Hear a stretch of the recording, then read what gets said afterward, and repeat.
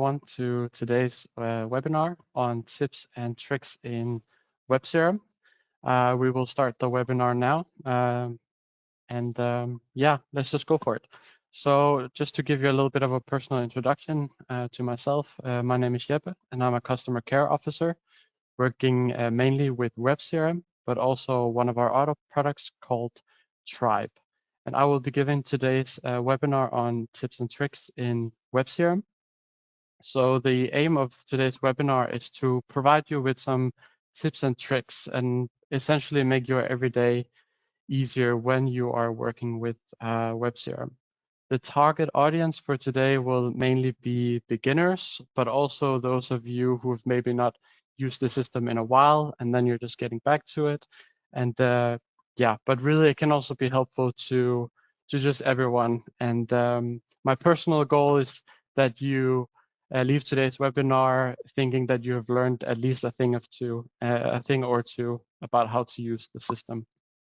So without further ado, I would like to give you like an overview of today's agenda. So the agenda is split into 3 parts. So to begin with, I will give you all a bit of a structural overview of WebCRM, where I will be talking a little bit about access rights in the system, the configurations of access rights, and also just a general walkthrough of the different modules that you can find inside of WebCRM. Then part 2 is the main part of this webinar. I will be showing you some tips and tricks for common encounters that we experience in the customer care department when we are helping customers inside of WebCRM. We will be talking about emails, filters, overviews, and also, if time allows, some other useful tips and tricks. Then at the end, I will talk about how to contact us, some news about our automations feature, and then some possible questions if we do have the time. So starting with the structural overview, we have 2 versions of WebCRM. We have the B2B version, which is the one that is most commonly used. It is where we have the organization at the top and everything is then linked to the organization inside of the system. So for example, you have contacts, they will all be linked to an organization. And at the same time, you also have the 4 main modules. So those would be activities, opportunities, orders, and then your calendar. They sort of all flow to the organization at the top. Then we also offer a B2C version where you have the contact in focus. So we're essentially cutting the top part and the contact is now in focus. And just a small disclaimer, since most of our customers are using the B2B version, the rest of the webinar will be done in a B2B environment. So without any further delay, I would like to jump into my test environment that I have prepared for today. So the first thing you will notice when you are logging into WebCRM is the dashboard, and you can always go back to the dashboard inside of the system by clicking at the top left. Now mine is loading at the moment. I will just reload it. Here we go. So this is the first thing you will encounter when you log into the system. Oh, I'm experiencing a little bit of delay here. Yes, here we go. So this is the first thing you will encounter when you log onto the system. You will have your dashboard in front of you, and this is where you can insert these different blocks that then represent some data inside of your system. You can either make this for example, each one of your colleagues, or you can also make it for example, your sales division or your support division. So for example, if I go into my sales division, you will be able to, for example, make graphical representations of your orders and the different revenue for different sales representatives within your company. So already now your screen might look a little bit different to mine, and that has to do with the access level that I have in my system, because we often encounter, for example, people asking, why do I not see this plus button right here? Or why can I not click settings here and arrange the modules differently inside of my system? So this has to do with the access levels inside of the system. And typically, or generally, you can only change these and configure these inside of the configuration settings. And these will be the 99 users that can access this inside of the system. And if we go to users here in the configurations menu, you will be able to see that I have 99 all rights inside of the system. My colleague Sophie, she's a manager. She has access level 70. And then Daniel he's a standard user. He has access level 61. You can always change someone's access level inside of the system by clicking the pen and then here change the access level.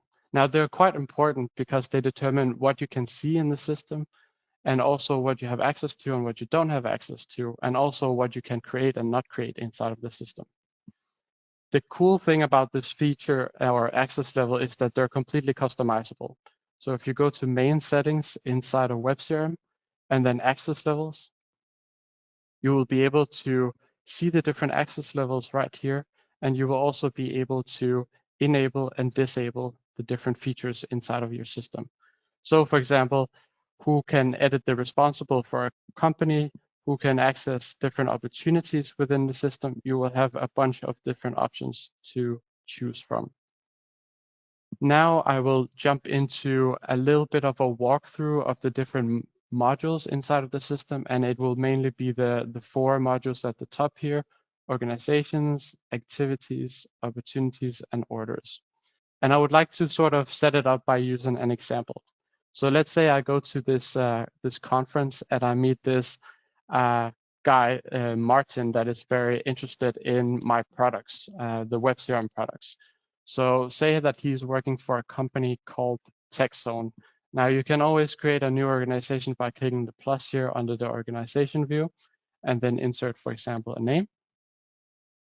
And by now, Martin and TechZone, they're not yet a customer of mine, so I will label them under status prospect. The industry that he's working in is IT, so I will also put that. Then I can choose a responsible here. I will, for the sake of the webinar, just put myself for now, and then I can create the organization. Here you will see that you get sort of the main view of the organization right here, and you will notice that they're kind of similar to the blocks that you see on the front page of WebCRM. To create a person under an organization, you can go here to the person tab under the organization and click plus. Now I will enter Martin's details. And I will also put in an email address so that I can later send offers to him.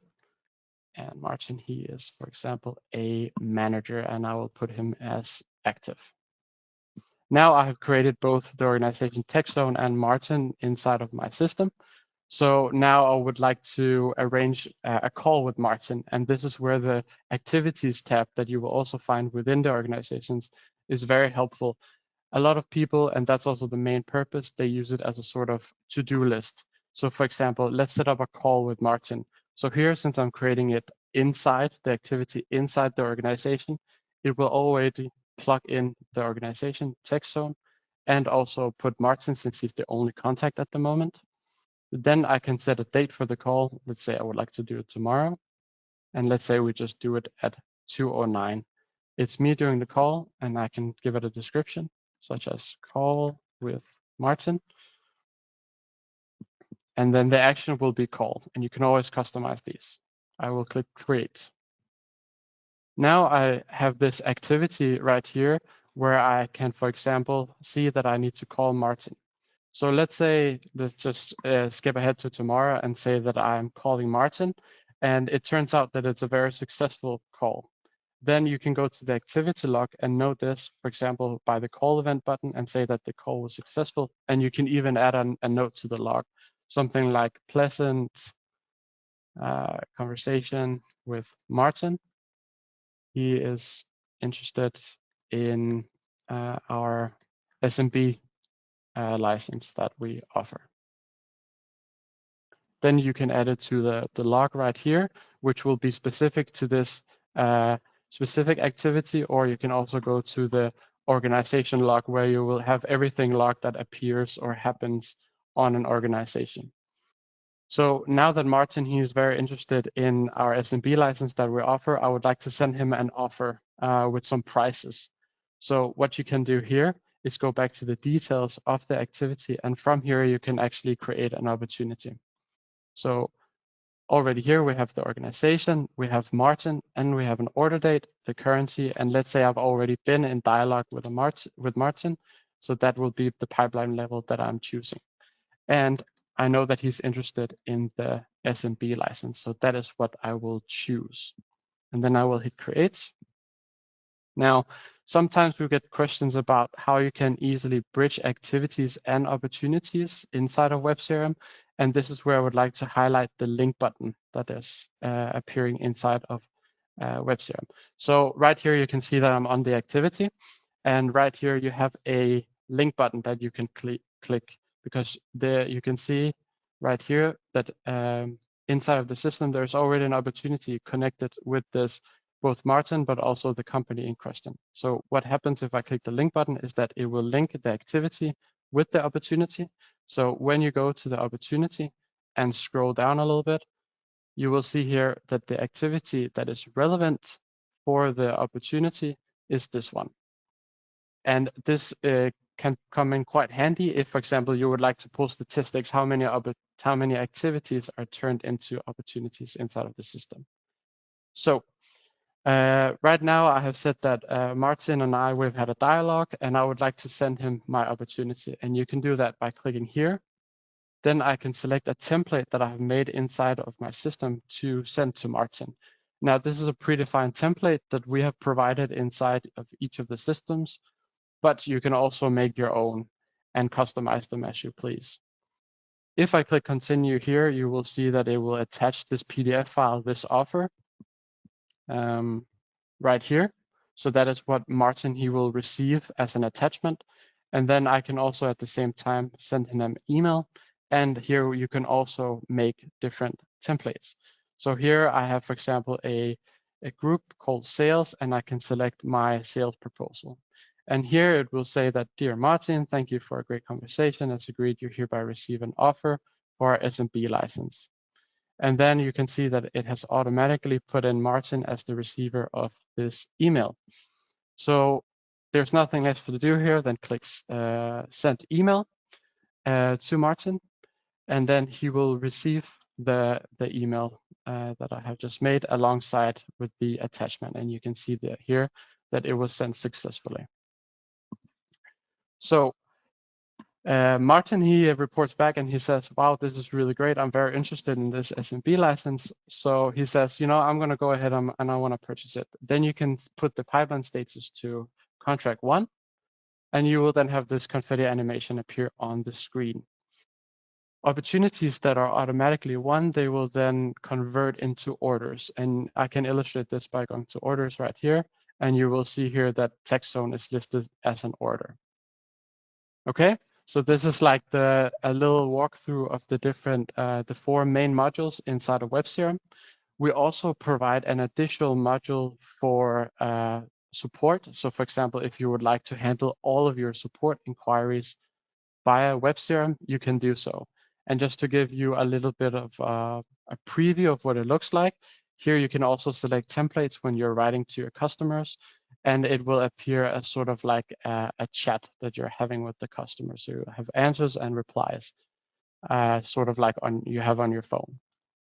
And then you also have calendar where your meetings will appear that you will then have with your customers.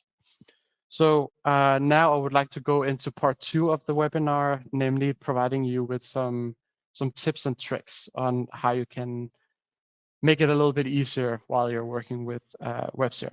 So the first thing you would like to do when you start the system is often you would like to set up your email. And the reason for this is that provides you with the opportunity to both send emails, but also, for example, sync your meetings that you have in your Outlook calendar. So the way you do this is by going to the top right corner, where you will have either a picture or you will have your initials. And then you click on External Credential Settings.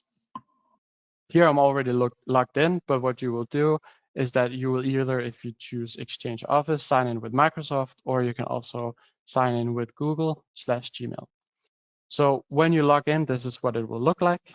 And here you have different opportunities. So If you enable for email, this will essentially allow you to send out emails from the system.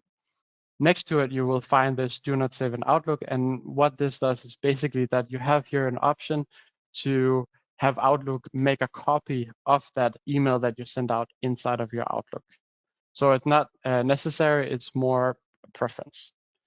If you enable for calendar, what this will do is that it will sync your meetings that you have, for example, in your Outlook calendar, and they will appear inside of the WebCRM calendar, so you can have everything in one place.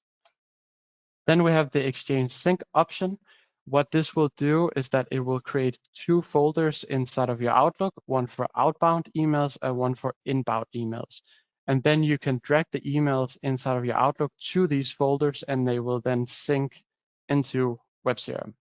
We do have a relatively new alternative to this Exchange Sync function, and that is our Outlook add-in, which you can also find under this menu. I really like this feature because the Outlook add-in sort of serves as an extension to your WebCRM. So what happens is that in your Outlook, you will be able to click a WebCRM icon, and it will open a snippet of WebCRM inside of your Outlook, where you can then just by the click of a button save your emails, and you will actually also be able to create, let's say, activities or opportunities or even organizations or contacts. And I can really highly recommend this feature. We have an installation guide right here, and we also have a video showcasing the feature and also an installation under the knowledge base right here.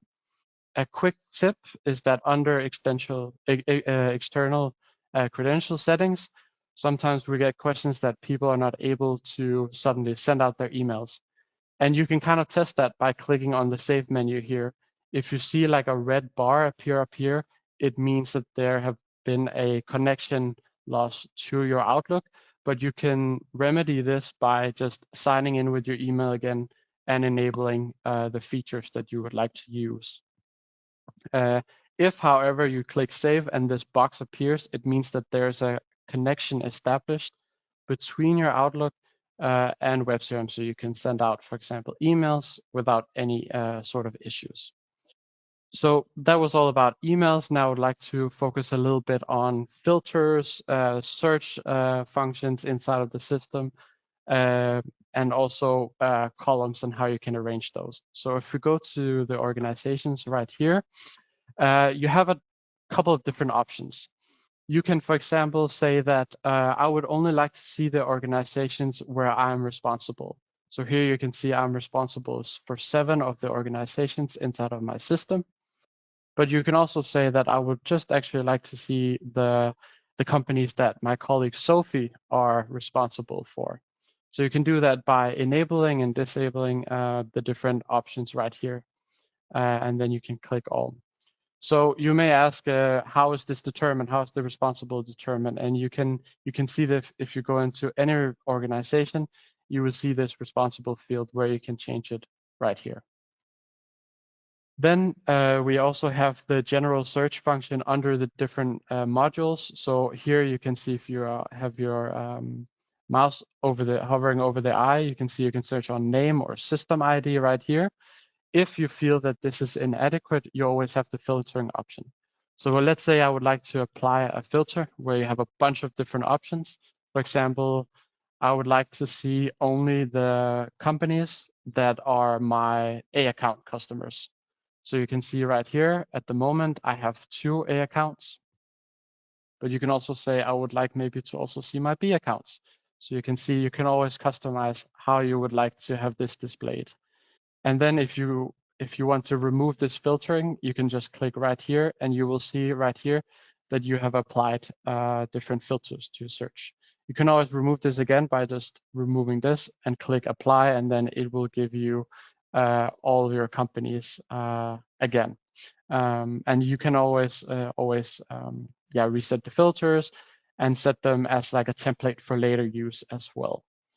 Now, it might be that these columns that are right here, you're not very interested in them, but you can always add and remove them by clicking on the contents button right here, where you can then say, I'm not really interested in maybe displaying the zip code or the city or the country. So you can always remove them and always just see what you're interested in. For example, I'm mostly interested in displaying the status and the type of my customers. You can always move these columns side to side, and you can always sort on them by clicking on the right-hand side right here. So you can see now it's sorting from A account, and then it's going B and C account, and then my prospects. And now it's going in reverse order. So that is a general tip that can be good for sort of customizing your search criteria. Now I would like to go into one of my favorite features in the system, namely overviews. So you will find overviews if you go to this wheel here and click utilities. So here you're able to create different reports, and reports are helpful if you want to, for example, create a list of specific data inside of your system. You can create a new report by clicking on the plus button right here, and then you can give it a name. And say in this instance that I would like to just have an overview of my A and B accounts. So I say here overview of A and B accounts. Now the data type is quite important in this sense because you're essentially telling the system what you would like to have displayed on your list. So for example, when I'm interested in my A and B accounts, I would like to select organizations because those are where I have my A and B accounts fields. So then I can click create. And then I can choose to narrow down my field, my data fields right here, so that I am targeting my search for the report that I'm creating. So here we're interested in displaying A and B accounts. So you can click choose field and you can actually search for them here. Click on status equal to A accounts. Now you will have two different options. You will have a plus or and plus and these can sometimes be a bit confusing. So plus or essentially opens up your search for more results on your report. So let me illustrate this by inserting another status equal to B account and then click save. So essentially what you're saying here is that you're telling the system, I would like a list of all of my organizations that are either an A account or a B account. So that means that on my report, I will have both A accounts and B accounts showing. If you instead had chosen plus and, you would have said to the system, I'm only interested in organizations that are A account and B account, which is not possible in this sense. So you will have no search results showing on it. So then without further ado, I'm clicking on reports here, and here you can say I see 4 search results. And then you can add additional fields right here. For example, the status. Now we can test if it was actually successful. Yeah, you can see here that I have both my A and my B accounts. And what you can do with these reports is that you can, for example, export them into a CSV or Excel file. If you would like to maybe work with the data in Excel, or you need to send it to your manager or something similar. Then what you can also do with reports, which is quite nice if you want to change a lot of data, is that you can use it for mass modifications. So the way you can use it for mass modifications is by going back to the data fields, click on General, and then you have this option called Permit Advanced Actions. If you click on this, click Save and Report, you will see here that you will have gotten additional options right here, for example, the Modify. So let's say in this instance that I would like to bump up my B accounts to A accounts. So what I can do is click Actions, Modify, and then you select the field that you would like to modify. In this case, it is the status field. So I select that. And then you select the new value. So here I would like it to be A accounts. So you can see here now I've updated 4 items and they are all now A accounts. So instead of having to go into each of these, I can do it all at once, which saves a lot of manual work. So what you can also do with these reports is that you can visualize it in the form of graphical data on your front page. So I would like to do that now. So if I go back to my front page, I can click on settings right here. And then you will get this grid view where you can insert different panels into your front page. And on the right, you can already see here, I have my report of A and B accounts. And I would like to insert this into my front page. So you can see it's right here. I can always expand it so it's easier to see. And I can choose different display types. So, and you will get different previews for what it will look like when you are creating them. So this is like a table view, and you can also do it as like a graph. Then you can split by data fields. So this is essentially what will be displayed along the x-axis right here. So let's say I would like to have my status showing. Then you can keep the report sorting order, for example, or you can go ascending or descending. And then you can choose either count or summation. Summation is helpful, for example, if you would like to see how much revenue a particular sales representative has brought in. But for now, I would like to just keep it at count to see how many A and how many B accounts I have in my system. Then I can click add and I can click save. And then hopefully we should have a graph on the front page right here. So right now it's only illustrating my A accounts. And the reason for this is that we made this mass modification before, but you can always quickly change this by clicking on the heading right here, which will bring you back into the report. And here you can change it, the data fields. And let's just say I would like to see all of my different accounts. So then you can just say status equal all, and then you can click report. Now you will see that I have a bit more statuses right here. If I go back to my front page, you will see that it hasn't changed it yet. And that's sometimes for those of us that are a bit maybe impatient, you would like to see the change right away. What you can always do is click on your picture here at the top, click clean cache and refresh the page, which will then quickly refresh the system, incorporating all the new changes that I have just made. So hopefully now it should be display more. Yes, now you can see both my A accounts, C accounts, and the different prospects that I have inside my system. Yes. So that was just to show you a little bit of overviews and reports. One more thing that I would like to show is that it may be that you want to send out a lot of newsletters inside of the system. Then what you need to do is you do this through reports as well. So say you have a newsletter for December. The data type here when you're sending out emails always needs to be persons because it's typically persons that you send out to and not organizations. So if you just select nothing here, the system will think, oh, okay, Jeppe just wants to see all persons in the system.